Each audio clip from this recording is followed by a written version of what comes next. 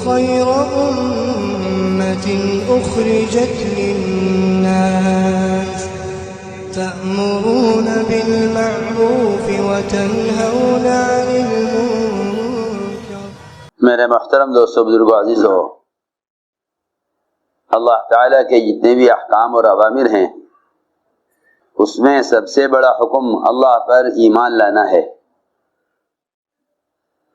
سب سے بڑا حکم اللہ پر ایمان لانا سب سے بڑا حکم ہے۔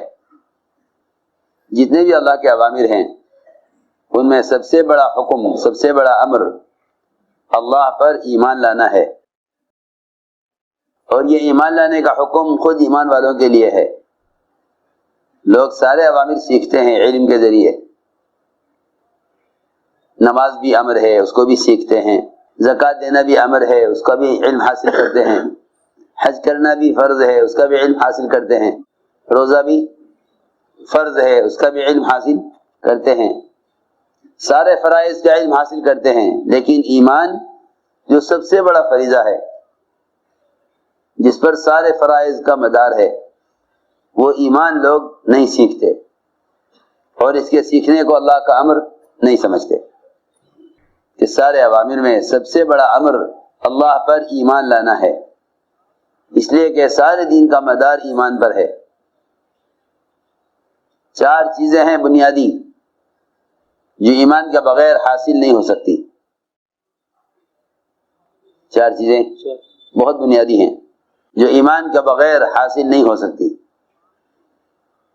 سب سے پہلی بات تو یہ ہے کہ ایمان کے بغیر اللہ کے دین پر استقامت نہیں ہو سکتی۔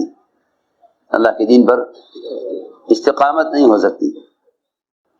استقامت اس کو نہیں کہتے کہ بندہ اپنے لیے حالات، زمانے، اپنا ماحول، اپنی سوسائٹی کے اعتبار سے چند کام اپنے لیے اختیار کر لے اور باقی دین کے احکام کو چھوڑ دے۔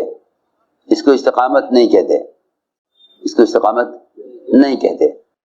میرا ملک، میرا علاقہ، میرا ماحول، میرے عزیز رشتہ دار، وہ اتنے دن پر راضی ہیں، وہ اتنے دن پر راضی ہیں، میں اتنا دن اختیار کروں گا جتنا دن اختیار کرنا میرے ماحول کے اعتبار سے کافی ہے۔ میری بات دھیان سے سننی پڑے گی۔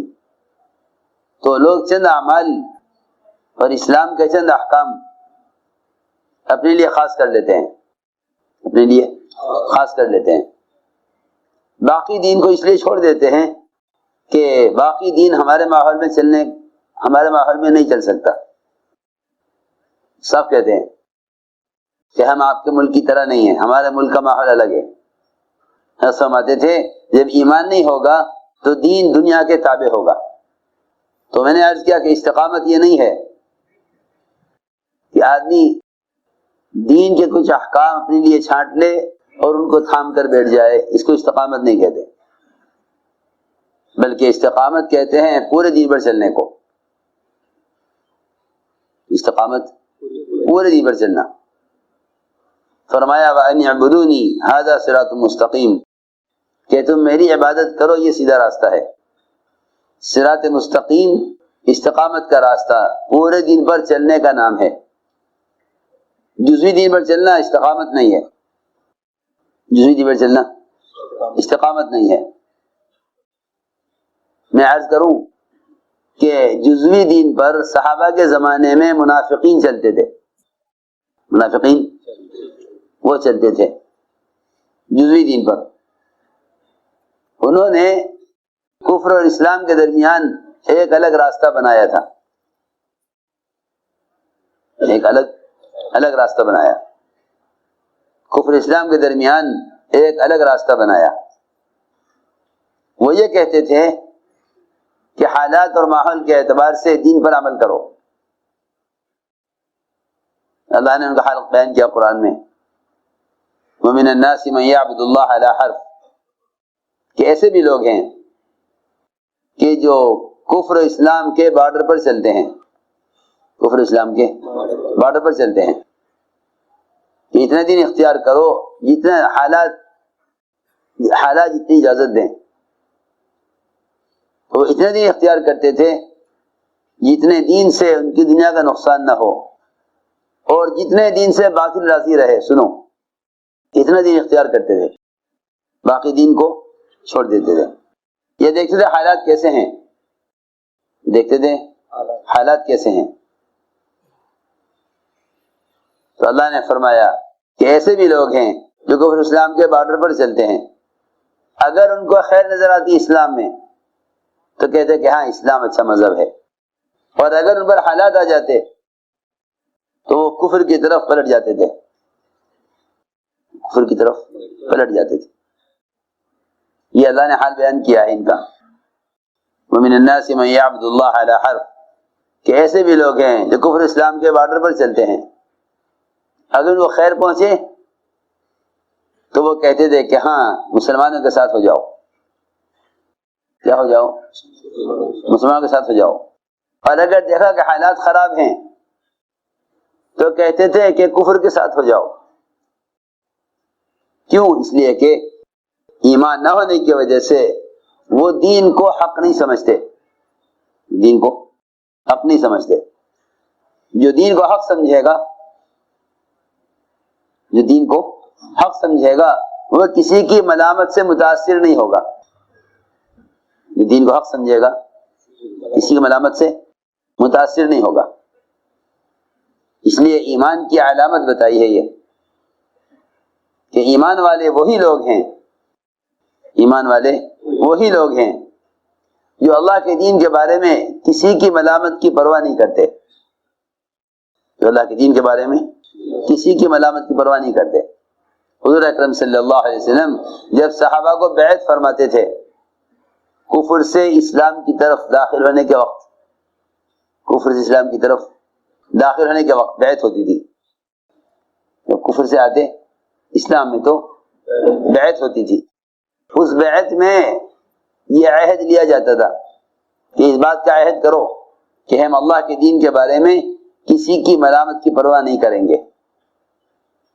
یہ کفر سے اسلام میں داخل ہونے کی شرائط میں ہے. یہ بھی کہو لا نخاف فی اللہ لومۃ لائم، کہ ہم اللہ کے دین کے بارے میں کسی کی ملامت کی پرواہ نہیں کریں گے. اس پر اس کا عہد کرو. جہاں فرائض کو قائم کرنے کا حکم ہے بیعت کے مضمون میں، وہاں عہد اور بیعت میں یہ بھی ہے کہ اس کا بھی عہد کرو کہ ہم اللہ کے دین کے بارے میں کسی کی ملامت کی پرواہ نہیں کریں گے. اور یہ بھی بیعت میں شامل ہے. آپ نے فرمایا کہ میرے بعد دوسروں کو تم سے آگے بڑھایا جائے گا تو تم دعوت کے کام سے پیچھے نہیں ہٹو گے. یہ بھی سنو، یہ بھی عہد میں داخل ہے. وَعَلَىٰ أَسَرَةٍ عَلَيْنَا، واصل ابن اسقر رضی اللہ تعالی عنہ جب اسلام میں داخل ہونے کے لیے آپ سے بیعت ہونے لگے تو آپ نے یہ شرطیں لگائیں، آپ نے یہ شرطیں لگائیں. اس میں ایک شرط یہ تھی کہ واصلہ اس پر بھی اس کا بھی عہد کرو کہ میرے بعد دوسروں کو تم سے آگے بڑھایا جائے گا تو تم کام سے پیچھے نہیں ہٹو گے، تم کام سے پیچھے نہیں ہٹو گے. اس کا بھی عہد کرو کہ میرے بعد دوسروں کو تم سے آگے بڑھایا جائے گا. یہ نہیں فرمایا کہ تم نماز نہیں چھوڑو گے، زکوٰۃ دینا نہیں چھوڑو گے، روزہ رکھنا نہیں چھوڑو گے. سنو غور سے کہ جب دین کے تقاضوں میں دوسروں کو تم سے آگے بڑھایا جائے گا تو یہ فرمایا کہ اس کا عہد کرو کہ تم کام سے پیچھے نہیں ہٹو گے.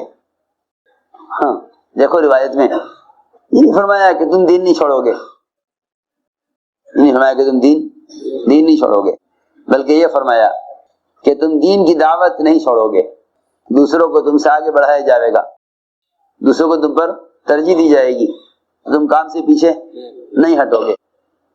میں نے عرض کیا کہ ایمان میں داخل ہوتے وقت اور کفر سے اسلام میں آنے کے وقت صحابہ کرام سے یہ عہد لیا جاتا تھا کہ ہم اللہ کے دین کے بارے میں کسی کے ملامت کی پرواہ نہیں کریں گے، اور دوسروں کو ہم سے آگے بڑھایا جائے گا تو ہم کام سے پیچھے نہیں ہٹیں گے. میں نے ایک بات عرض کی ہے کہ سب سے بڑا امر اللہ کے اوامر میں وہ اللہ پر ایمان لانا ہے، وہ اللہ پر ایمان لانا ہے۔ ایمان لانے کا مطلب یہ ہے کہ یہ موت تک استقامت کے ساتھ اللہ کے اوامر کو پورا کرے۔ تو پہلی بنیادی چیز کہ ایمان کے بغیر استقامت نہیں ہوتی، ایمان کے بغیر استقامت نہیں ہوتی۔ آدمی حالات کے اعتبار سے اپنا رخ بدلتا رہتا ہے، صبح کو ان کے ساتھ ہوں گے، شام کو ان کے ساتھ ہوں گے، ماحول دیکھیں گے، کیا دیکھیں گے؟ ماحول۔ جی ہاں، منافقین دیکھا کرتے تھے کہ ایمان والوں کو آگے بڑھنے دو، پھر دیکھو میدان کا کیا حال ہوتا ہے۔ اگر میدان ان کے خلاف ہو گیا تو ہم پہلے سے پیچھے ہیں، اور اگر مال غنیمت ملنے کی امید ہو گئی اور مسلمان غالب آ گئے تو ہم آگے بڑھ جائیں گے، ہم آگے بڑھیں گے۔ یہ منافقین کا معمول تھا کہ وہ میدان میں حالات کے اعتبار سے ہوتے تھے، حکم کے اعتبار سے نہیں ہوتے تھے۔ ان کے میدان میں حالات کے اعتبار سے، حکم کے اعتبار سے نہیں۔ اس لیے میں نے عرض کیا کہ بغیر ایمان کے استقامت نہیں ہوتی۔ دوسری بات یہ ہے کہ بغیر ایمان کے اعمال میں اخلاص بھی نہیں ہوتا۔ حضور اکرم صلی اللہ علیہ وسلم سے پوچھا گیا کہ یا رسول اللہ ایمان کسے کہتے ہیں؟ آپ نے فرمایا کہ ایمان اخلاص کو کہتے ہیں، ایمان اخلاص کو کہتے ہیں۔ صحابی نے سوال کیا کہ ایمان کسے کہتے ہیں؟ فرمایا کہ ایمان اخلاص کو کہتے ہیں، ایمان اخلاص کو کہتے ہیں۔ کیونکہ جو آدمی مخلص ہوگا وہ کسی کی ملامت کی پرواہ نہیں کرے گا، کیونکہ ملامت کی پرواہ انہیں ہوتی ہے جو کام مخلوق کے لیے کرتے ہیں، جو کام مخلوق کے لیے کرتے ہیں، انہیں لوگوں کی ملامت کا اندیشہ ہوتا ہے۔ جو کام مخلوق کے لیے کرتے ہیں، مخلص نہیں ہوتے، وہ یا تو کام چھوڑ دیں گے لوگوں کی ملامت کرنے کی وجہ سے، یا کام کریں گے لوگوں کی تعریف کرنے کی وجہ سے، ان کی تعریف کی جائے گی تو وہ کام کریں گے، ہاں ان کی تعریف کی جائے گی تو وہ کام کریں گے۔ اور اگر ان کو الزام دیا گیا کہ تم نے کام صحیح نہیں کیا تو وہ کام چھوڑ دیں گے۔ اس لیے کہ جو آدمی مخلوق کے لیے کرتا ہے اسے مخلوق کی ناراضگی اور مخلوق کی رضا، اس پر اس کے عمل کا مدار ہوتا ہے کہ لوگ میرے عمل کو دیکھ کر کیا کہتے ہیں۔ اس لیے فرمایا کہ ایمان کے بغیر اعمال میں اخلاص بھی نہیں ہوتا۔ تیسری بات یہ ہے کہ ایمان کے بغیر اعمال میں اجر نہیں ہوگا، کہ اعمال کا اجر ایمان کے بقدر، اعمال کا اجر ایمان کے بقدر۔ اور چوتھی بات یہ ہے کہ جتنے اللہ تعالیٰ کے وعدے ہیں وہ وعدے ایمان والوں کے لیے پورے ہوں گے۔ جو وعدوں میں شک کریں گے وعدوں کو نہیں پائیں گے، جو وعدوں میں شک کریں گے وہ وعدوں کو نہیں پائیں گے۔ یہ چار چیزیں ہیں بنیادی، ایمان کے بغیر استقامت نہیں، ایمان کے بغیر اخلاص نہیں، ایمان کے بغیر اجر نہیں، اور ایمان کے بغیر وعدے پورے نہیں ہوتے۔ یہ چار چیزیں ہیں بنیادی، ایمان کے بغیر استقامت نہیں، ایمان کے بغیر اخلاص نہیں، ایمان کے بغیر اجر نہیں، اور ایمان کے بغیر وعدے پورے نہیں ہوتے، ایمان کے بغیر وعدے پورے نہیں ہوتے۔